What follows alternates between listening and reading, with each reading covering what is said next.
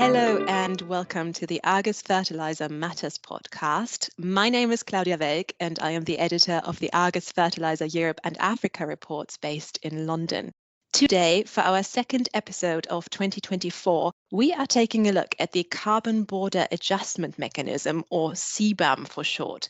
What is it? How will it work? And what does it mean for fertilizer sectors in Europe and abroad? Now, this podcast is actually pretty timely as we have recently entered the transition phase for CBAM. And to talk about this, I'm joined by Mike Nash, Senior Editor for the Argus Fertilizer team here in London. Hi, Mike. Hello, Claudia. Great to be with you. So let's start at the basics. What exactly is the CBAM? So very simply, it's an EU regulation that is designed to encourage fertilizer producers in non-EU countries to green up their production processes if they want to import their products into the Eurozone. So key to this is putting a stop to what is termed carbon leakage. That is either EU-based companies moving their production assets abroad to benefit from the more lax environmental standards outside the EU and moving the fertilizers back into the European Union, or EU production is displaced by imports from other countries with less stringent emissions control. So in a nutshell, it prices the carbon emitted during the fertilizer production that's entering the EU and ensures a level playing field between imports and EU-based production.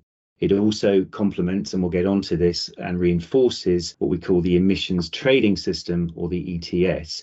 At a more general level, it's part of the EU's wider legislation designed to cut greenhouse gas emissions by 55% compared to 1990. That's the so-called Fit for 55 target, and it also forms part of the wider European Green Deal, the idea to make Europe climate neutral by 2050. And why is it that the CBAM is so important for the fertilizer sector specifically?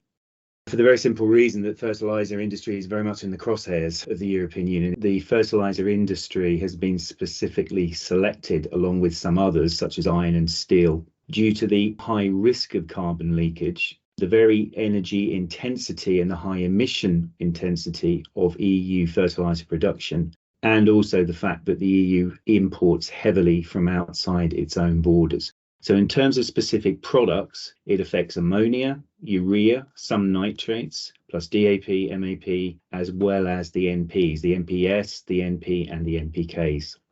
So that is pretty extensive, actually. And how is all of this going to work in practice? Do we know this yet? Yes, this is where it gets a little bit complicated. So I'm going to try and boil this down and make it as simple as I can. Essentially, CBAM mirrors the ETS, and it subjects imports from outside the EU to a carbon levy, and that's linked to the carbon price that's paid under the ETS when the same goods are produced within the European Union. So at the moment, we are just in a purely reporting transitional phase, but as of 2026, the importer in the EU will buy CBAM certificates, and they will correspond to the carbon price that would have been paid under the EU's carbon pricing rules. So throughout the year, importers must buy enough of these certificates to cover over 80% of the embedded emissions that are imported in that quarter. Then from the end of May 2027, importers will need to declare the amount of goods imported into the EU in the preceding year and their embedded greenhouse gases. They will then surrender the corresponding number of CBAM certificates, and the price of those certificates will be calculated depending on the weekly average auction price of EU ETS allowances, and that's expressed in euros per tonne of CO2. Okay, so you've been talking a little bit about this ETS, like the EU emissions trading system. Could you quickly explain a bit more on what that is and how the CBAM fits into it? Yeah, so there's a lot more on this and how the actual ETS works in this CBAM guide that we're publishing imminently, and that will be available to Argus Fertilizer Report subscribers. And that goes into a lot more detail on ETS itself. But basically, it's what we call a cap and trade system. And it sets an annual cap on the amount of greenhouse gases that companies in those relevant sectors can emit. and it applies to all EU countries plus a few others, particularly Iceland and Norway. But the important bit here is what we call free allowances. So some companies receive these, and this includes in the fertilizer sector, in order to prevent carbon leakage, or they buy within the cap on the ETS trading platform. So unused allowances can be bought or sold for use in the following year. Now, it's a cap and trade system because there's a finite number of allowances, and that cap is gradually cut year on year to ensure emissions reductions within the Eurozone.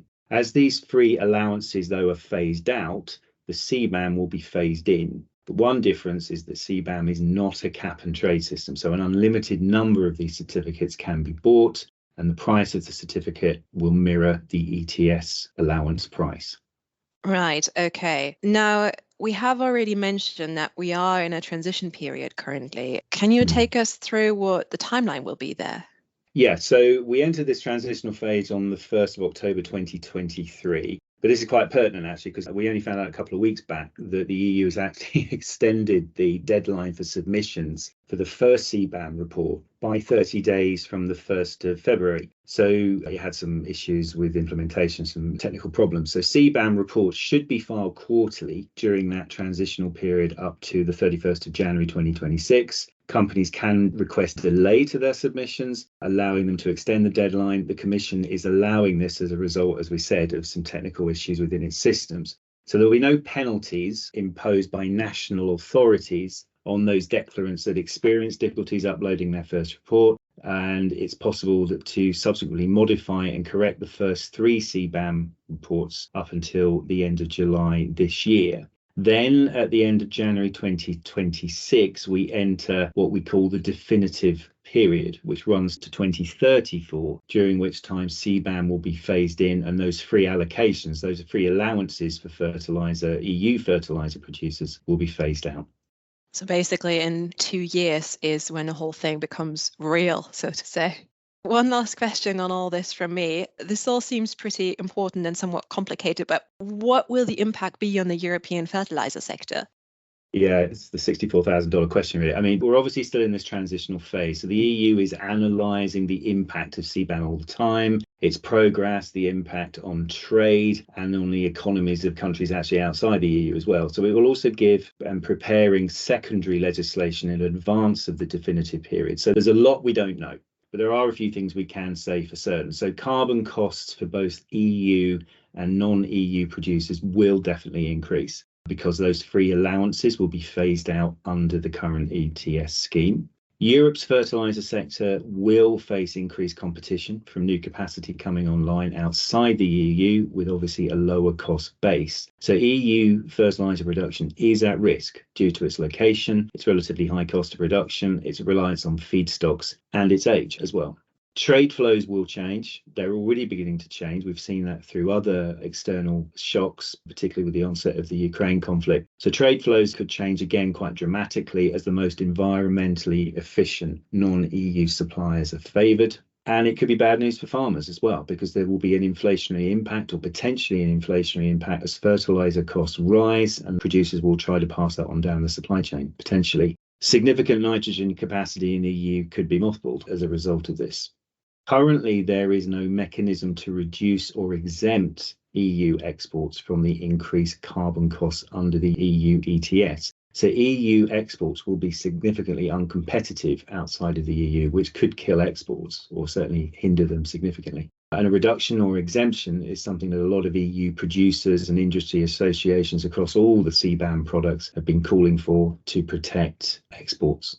Thank you, Mike. All of this sounds like there are still a lot of questions to be answered on how the details of the scheme will work in practice, and also with regards to, the potential for the impacts on the domestic production we have here and on the costs to farmers, etc.